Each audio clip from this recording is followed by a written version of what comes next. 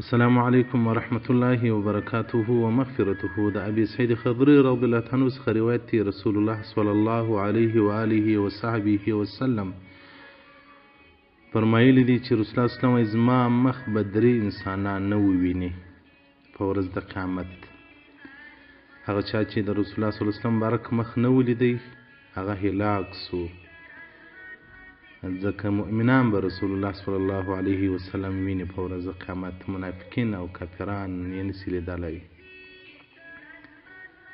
نو رسول الله صلی الله علیه وسلم وایي درې خلک زما مخ نسي لیدلی: العاق لوالدیه چې د مور پلار ازاري وي، و تارک سنتي او زما سنت پرېږدي نه عملي کوي، ومن لم يصل علیه اذا ذکرت بین یدیه چې د په مخ کې زما نوم ذکر سي او د درود نه راباندې ووایي.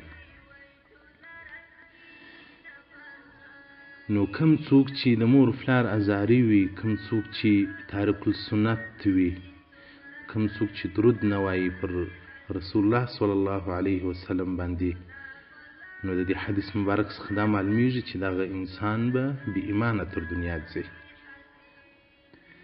الله جل جلاله دې توفیق راکړي چې د خپلو مندو او پلرو احترام وکړو، او الله دې د سنتو متابعت را نصیب کړي.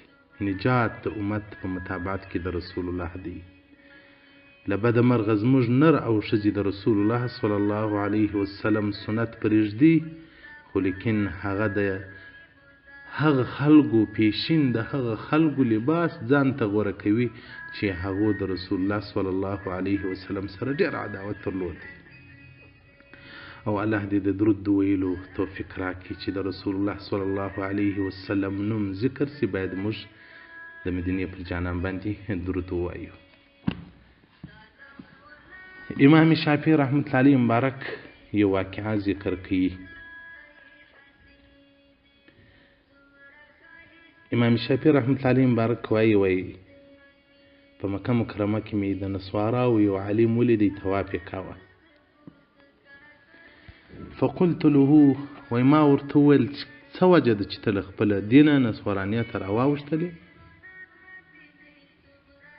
او محمدي دین دې مختاره کوي؟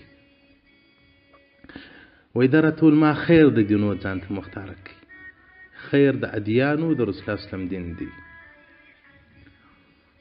فقلت کیف ذلک، وایي ما ورته وویل څه وجه وه، په څه خاطر باندې دغه دین تا ځان ته مختاره کوي؟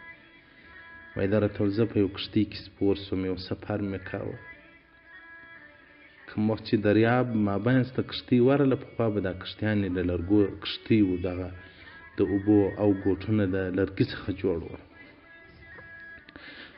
وایي کښتۍ طوفاني سوله، ماته سوله، کم انسانان چې پکښې وله هغه ټول غرق کړل سول، هغه ټول هلاک سول.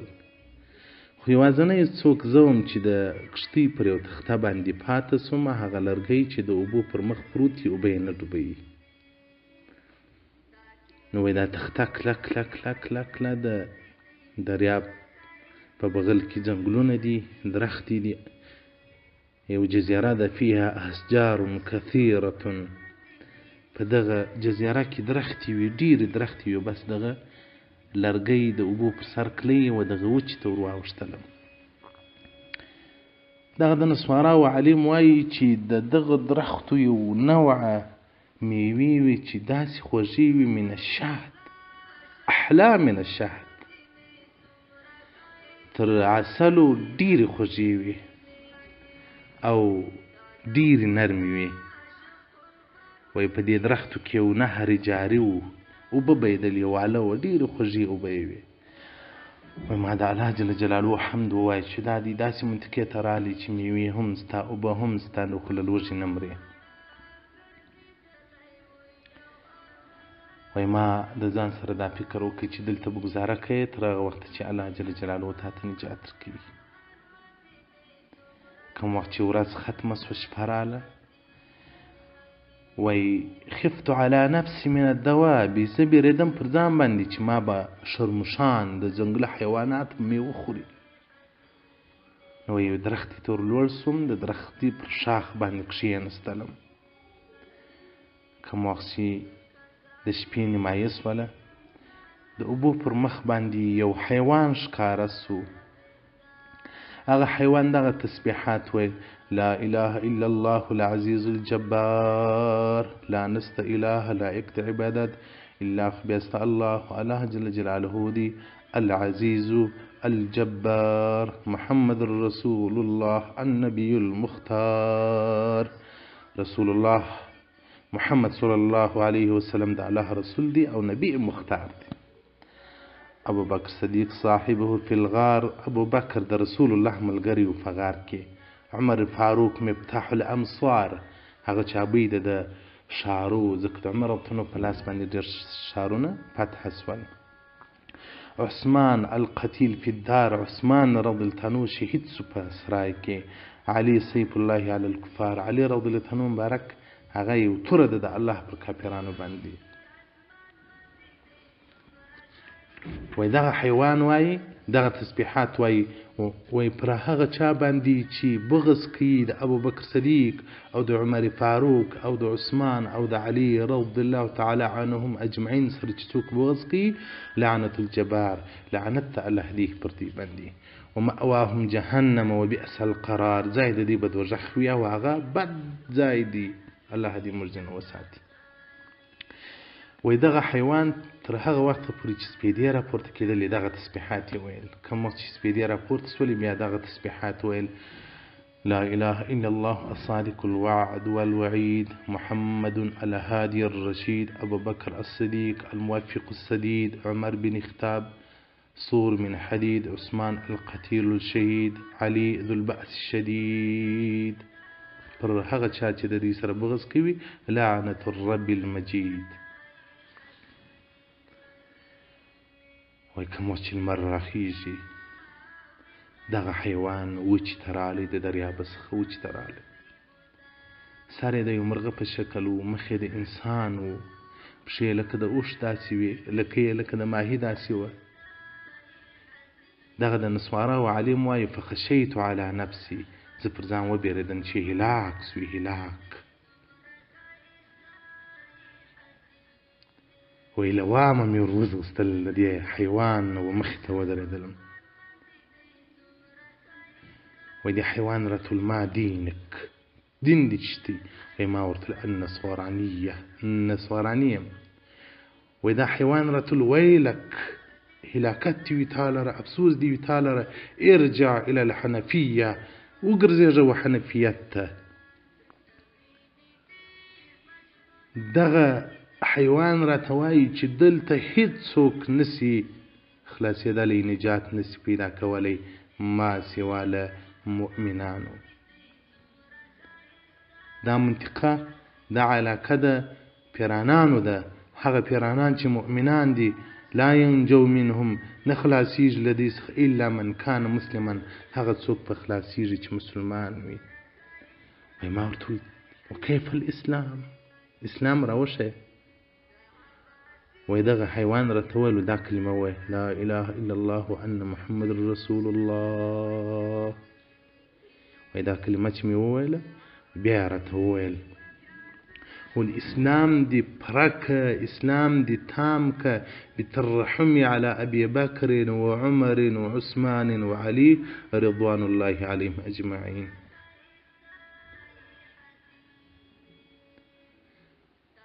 وای ما ورته ویل: من اتاکم بذلک، دا خبرې تا ته چا در وښودې چې رسول الله صلی الله علیه وسلم د الله جل جلاله نبی مختار دی، ابو بکر عمر عثمان علی رضوان الله علیهم اجمعین، رضوان الله علیهم اجمعین، دا د رسول الله شندي ملګري دي. دې راته وویل چې قومنا حضروا عند رسول الله صلی الله علیه وسلم فسمعوه. دغه حیوان په شکل دا پیری دی، ځکه پیری په اشکالو مختلفه سره راځي. پیری کله د انسان په شکل کې سړي ته راسي، کله د حیوان په شکل کې راسي، ځکه نارې دي شکلونه بدلوي. وایي دغه پیری راته وویل چې زموږ قوم د رسول الله صلی الله علیه وسلم حضور ته ورغلي وو او د رسول الله صلی الله علیه وسلم څخه دا خبرې اورېدلې وې. وایي دې پیري راته وویل اذا کان یوم القیامت کومه ورځ چې د قیامت ورځ راسي وایي جنت اواز وکړي جنت یو اواز وکړي پر الله جل جلاله غږ کړي یا الهي قد وعدت یا رب تا وعده کړې ده په دې سره چې زه به دې محکمومه زه به دې ټینګومه بعضو خلکو سره هغه څه سول الله جل جلاله څه ورته وایي وایي ژر ده چې زه به تا ټینګ کړم تا به ښایسته کړم بابیبکر وعمر وعثمان وعلي او جنت تا به ښایسته کړم بالحسن والحسین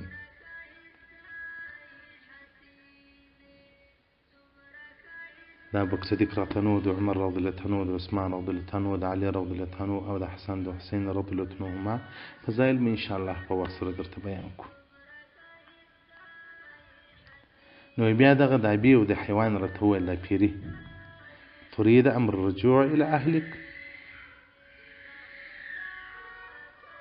والمقام تريد امر الرجوع الى اهلك دلیل موږ سره پاتې کېږي که ځې ما ورته یا ځم نو وایي دې پیره راته صبر وکړه چې اوس یې کښتۍ راسي وایي یو ساعت بعد یو کښتۍ په اوبو کې را روانه ده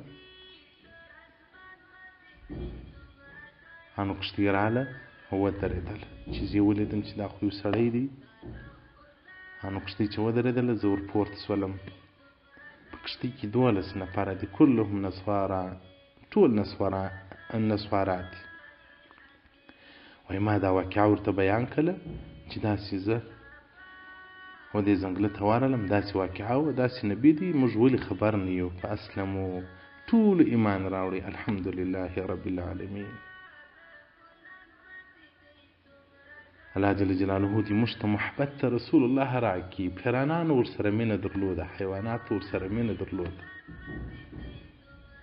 نو الله جل جلاله دې موږ ته توفیق د ادب را نصیب کړي الله دې موږ ته توفیق د محبت را نصیب کړي چې د رسول الله صلی الله علیه وسلم سره ډېره مینه او محبت وکړو د مینه به نجات راکړي سعادة الدارین صفحه 95 او دغه رنګه بستان الواضعین د امام ابي الفرج عبدالرحمن بن علي بن جوزي صفحه 220 مجلس في الصلاة على نبيه صلى الله عليه وآله وصحبه وسلم مجلس في الصلاة على النبي صلى الله عليه وآله وصحبه وسلم والسلام عليكم ورحمة الله وبركاته